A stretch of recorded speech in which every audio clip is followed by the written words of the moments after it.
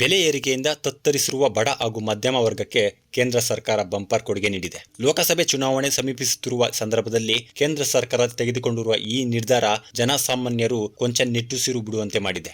Petrol ಡೀಸೆಲ್ನಂತೆ ಅಡುಗೆ ಅನಿಲ cylinder ಬೆಲೆಯ ಏರಿಕೆಯ ಜನಾಕ್ರೋಶ ಆಡಳಿತದಲ್ಲಿರುವ ಸರ್ಕಾರಕ್ಕೆ ನುಂಗಲಾರದ ತುತ್ತಾಗಿತ್ತು. ಒಂದು ಹಂತದಲ್ಲಿ ಪ್ರತಿ ಸಿಲಿಂಡರ್ನ ಬೆಲೆ 1100 ರೂಪಾಯಿಗಳನ್ನು ದಾಟಿತ್ತು. ಜನಸಾಮಾನ್ಯರ ತ್ರಾಸನ್ನು ಅರ್ಥ ಮಾಡಿಕೊಂಡ ಕೇಂದ್ರ ಸರ್ಕಾರ ಕೆಲ ದಿನಗಳ ಹಿಂದೆ ದರ ಕಡಿತ ಮಾಡಿತ್ತು.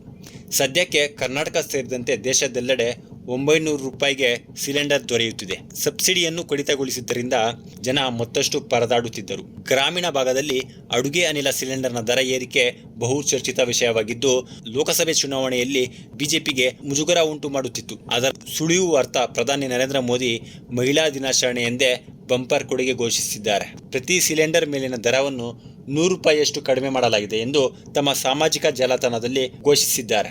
ಇಂದು ಅಂತಾರಾಷ್ಟ್ರೀಯ ಮಹಿಳಾ ದಿನಾಚರಣೆ ಹಿನ್ನೆಲೆಯಲ್ಲಿ ನಮ್ಮ ಸರ್ಕಾರ LPG ಸಿಲಿಂಡರ್ ಬೆಲೆಯನ್ನು 100 ರೂಪಾಯಿ ಇಳಿಕೆ ಮಾಡಿದೆ. ಇದು ದೇಶಾದ್ಯಂತ ಅನ್ವಯವಾಗಲಿದ್ದು, ಲಕ್ಷಾಂತರ ಕುಟುಂಬಗಳ ಮೇಲಿನ ಆರ್ಥಿಕ ಹೊರೆಯನ್ನು ಗಮನಾರ್ಹವಾಗಿ ಕಡಿಮೆ ಮಾಡುತ್ತದೆ. ವಿಶೇಷವಾಗಿ ನಾರಿ ಶಕ್ತಿಗೆ ಪ್ರಯೋಜನ ನೀಡುತ್ತದೆ ಎಂದಿದ್ದಾರೆ. ಅಡಿಗೆ ಅನಿಲವನ್ನು ಹೆಚ್ಚು ಕೈಗೆಟುಕುವಂತೆ ಮಾಡುವ ಮೂಲಕ ನಾವು ಕುಟುಂಬಗಳ ಯೋಗಕ್ಷೇಮ ಹಾಗೂ ಆರೋಗ್ಯಕರ ವಾತಾವರಣವನ್ನು ಖಚಿತಪಡಿಸಿಕೊಳ್ಳುವ ಗುರಿ ಹೊಂದಿದ್ದೇವೆ. ಇದು ಮಹಿಳೆಯರನ್ನು ಸಬಲೀಕರಣಗೊಳಿಸುವ ಮತ್ತು ಅವರಿಗೆ ಸುಲಭವಾಗಿ ಬದುಕು ಖಾತ್ರಿಪಡಿಸುವ ನಮ್ಮ ಬದ್ಧತೆಗೆ ಅನುಗುಣವಾಗಿದೆ ಎಂದು ತಿಳಿಸಿದ್ದಾರೆ. ಉಜ್ವಲ ಯೋಜನೆಯಡಿ ಪ್ರತಿ ಸಿಲಿಂಡರ್ ಮೇಲಿನ 300 ರೂಪಾಯಿ ರಿಯಾಯಿತಿಯನ್ನು 2025ರ ಮಾರ್ಚ್ 31ರವರೆಗೆ ಮುಂದುವರಿಸಲು ನಿನ್ನೆ ನಡೆದ ಸಚಿವ ಸಂಪುಟ ಸಭೆಯಲ್ಲಿ ತೀರ್ಮಾನ ತೆಗೆದುಕೊಳ್ಳಲಾಗಿದೆ. ಜೊತೆಗೆ ಎಲ್ಲಾ ಸಾಮಾನ್ಯ ಸಿಲಿಂಡರ್ಗಳ ಗ್ರಾಹಕರಿಗೆ ಪ್ರತಿ ಸಿಲಿಂಡರ್ಗೆ 100 ರು ದರ ಇಳಿಕೆ ಮಾಡಿರುವುದು ನಿಟ್ಟುಸಿರು ಬಿಡುವಂತೆ ಮಾಡಿದೆ. ಸರ್ಕಾರದ ಅಂಕಿಅಂಶಗಳ ಪ್ರಕಾರ ದೇಶಾದ್ಯಂತ ಸುಮಾರು 32.5 ಕೋಟಿ LPG ಸಂಪರ್ಕಗಳು ಇವೆ. ಇದರಲ್ಲಿ ಪ್ರಧಾನಮಂತ್ರಿ ಉಜ್ವಲ್ ಯೋಜನೆಯಡಿ